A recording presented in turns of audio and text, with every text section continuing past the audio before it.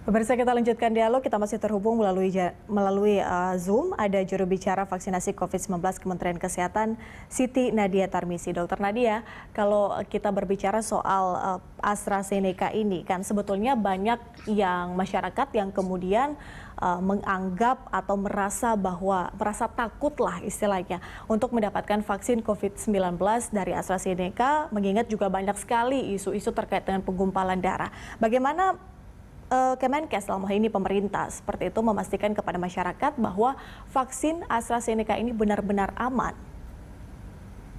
Ya, jadi kita tahu ya sudah ada 17 juta orang di dunia ini yang menerima vaksin AstraZeneca, dan kasus terkait adanya penggumpalan darah ini hanya 40 kasus, dan ini sudah dilakukan kajian ya baik oleh Badan POM Inggris sendiri dan Badan POM Eropa, dan sudah dinyatakan tidak ada hubungannya antara terjadinya penggumpalan darah dengan vaksin AstraZeneca.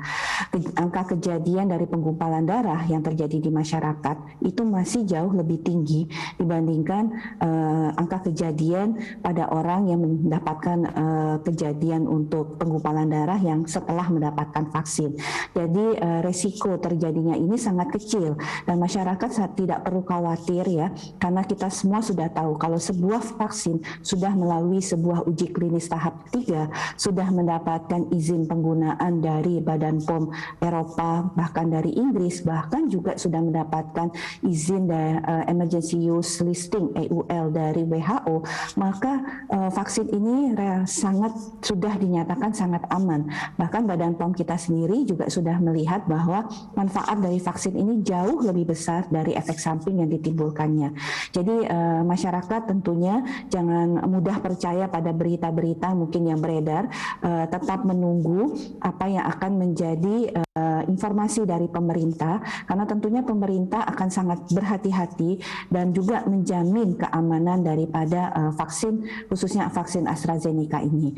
Informasi-informasi ini akan menjadi masukan, dan tentunya mengapa kemudian kita tidak langsung mendistribusikannya ya, karena Badan POM sendiri akan melihat dan mendiskusikan lebih lanjut, dan termasuk mungkin merubah beberapa kriteria-kriteria dari sasaran penerima vaksin untuk kita bisa memastikan keamanan pemberian AstraZeneca ini.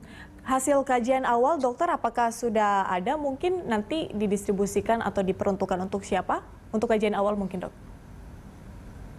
Ya, kita akan tetap pada kelompok pemberi pelayanan publik ya, dan di dalam kelompok pemberi pelayanan publik ini juga ada usia lansia ya yang masuk di dalam kategori ini. Nah, untuk pemberi pelayanan publik ini kita sedang menunggu sebenarnya apakah ada perubahan kriteria ya dari Badan POM dan para ahli. Nah, nanti setelah ada informasi lebih lanjut ini kita baru bisa menetapkan pemberi pelayanan publik yang mana yang akan bisa kita berikan vaksin ini, dan jumlahnya harus bisa 1,1 juta ya, supaya kita bisa menyelesaikan dengan cepat mengingat masa kadaluarsanya yang sangat pendek ini. Terkait dengan efek samping, dokter, tadi juga Anda sempat sebutkan bahwa manfaatnya mungkin lebih besar dibandingkan dengan efek sampingnya, tapi masyarakat juga perlu tahu sebetulnya efek samping yang akan ditimbulkan dari vaksin AstraZeneca ini apa, dokter? Ya, secara umum kita tahu efek samping daripada vaksin itu adalah kurang lebih sama ya. Ada reaksi lokal dan ada reaksi sistemik. Kalau untuk AstraZeneca dikatakan bahwa reaksi lokal itu seperti kemerahan, gatal, dan kemudian bengkak di bekas tempat penyuntikan, dan rasa pegal itu ada. Nah, kemudian kalau reaksi sistemik itu terasa seperti nyeri seluruh otot badan ya, kemudian juga ada yang pusing ya, dan ada yang juga mual. Nah, ini reaksi yang kita ketahui. Selain yang baru-baru ini juga dilaporkan adanya reaksi penggumpalan ya, seperti itu. Oke, berarti masyarakat tidak perlu khawatir lah istilahnya apabila memang akan disuntik vaksin AstraZeneca. Dokter, kemudian terkait dengan apa ya tadi saya sebutkan soal sosialisasi mungkin ya kepada masyarakat yang mungkin masih ragu untuk mendapatkan vaksin AstraZeneca. Kalau di awal-awal penyuntikan vaksin Sinovac, kita tahu kan ada Presiden Jokowi yang pertama kali disuntik, dan ini kemudian memberikan atau meyakinkan masyarakat bahwa benar vaksin ini aman seperti itu untuk vaksin Sinovac. Apakah mungkin ada strategi-strategi demikian atau serupa mungkin untuk AstraZeneca ini, dokter? Ya, saya rasa kita akan langsung memulai pelaksanaan vaksinasi ini ya. Mungkin kita langsung untuk tidak perlu lagi kegiatan-kegiatan seremonialnya.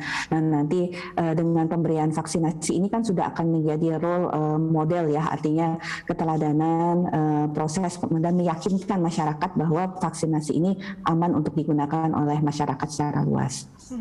Termasuk juga efikasinya, dokter, yang kalau kita lihat efikasinya juga masih di bawah Sinovac ya, itu 62,1%, sementara Sinovac 65,3%. Masih aman, dokter ya? Ya, karena WHO sendiri kan sudah mengatakan bahwa minimal efikasi untuk sebuah vaksin bisa digunakan itu adalah lebih dari 50%. Dan ini kita tahu sebenarnya AstraZeneca ini kan efikasinya ada yang mengatakan antara 62% sampai dengan 95%. Dan data dari AstraZeneca sendiri pada uji klinis sudah dikatakan bahwa dari yang terinfeksi pun itu tidak ada yang memiliki gejala yang berat ataupun sakit berat. Tapi sejauh ini dokter, koordinasi dari Kemenkes mungkin dengan WHO terkait dengan mereka yang kemudian mengalami penggumpalan darah, isunya adalah akibat dari vaksin AstraZeneca ini, benar bahwa tidak ada kaitannya mereka yang mengalami penggumpalan darah dengan vaksin AstraZeneca ini, dokter? Iya, jadi dari hasil kajian sementara ya terlihat bahwa sebenarnya kasus-kasus yang ada kejadian penyumbatan pembuluh darah atau kemudian ada emboli ya di paru maupun di saluran peredaran darah lainnya, ini sebenarnya memang ada kondisi-kondisi penyakit bawaan.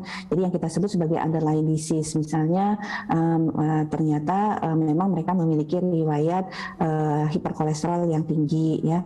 Kemudian ada kondisi-kondisi terkait sistem kekentalan darah yang kemarin juga sedang memang orang-orang ini punya faktor resiko untuk terjadinya emboli ataupun penggumpalan darah tadi. Jadi ini yang dikaji sebenarnya oleh baik itu Badan POM Amerika maupun juga Badan POM dari Eropa. Oke, dokter, melihat penggunaan vaksin AstraZeneca yang ditunda di sejumlah negara seperti itu, apakah Indonesia juga akan menunggu mungkin langkah selanjutnya dari negara-negara yang melakukan penundaan terkait dengan penggunaan vaksin AstraZeneca, ataukah memang pure hanya menunggu bagaimana kajian dari BPOM dan juga rekomendasi lanjutan dari WHO? Ya, WHO sendiri sebenarnya sudah menghimbau negara-negara untuk tidak menunda ya selama proses diskusi lebih lanjut, karena memang sudah dibuktikan bahwa tidak ada hubungannya ya oleh Badan POM ini. Nah, Indonesia sendiri tentunya karena WHO sudah merekomendasikan untuk negara-negara ini tidak menunda, dan kita tahu seperti negara-negara Belanda, Kanada itu dan sebagian negara-negara lain itu tetap meneruskan ya. Bahkan Thailand sendiri akan kembali melaksanakan vaksinasi ini. Nah, kita tentunya menunggu Badan POM sebagai regulator kita untuk bisa lebih memastikan bahwa keamanan dan kehati-hatian dalam penggunaan vaksinasi ini untuk diberikan kepada sasaran yang tepat. Oke, dokter, melihat adanya penolakan mungkin ya dari masyarakat terkait dengan penggunaan vaksin AstraZeneca ini karena sejumlah isu. Bagaimana kemudian meluruskan isu-isu ini yang beredar luas di kalangan masyarakat dengan adanya penggumpalan darah mungkin atau adanya efek-efek samping lainnya. Ini bagaimana, dokter, pandangan Anda?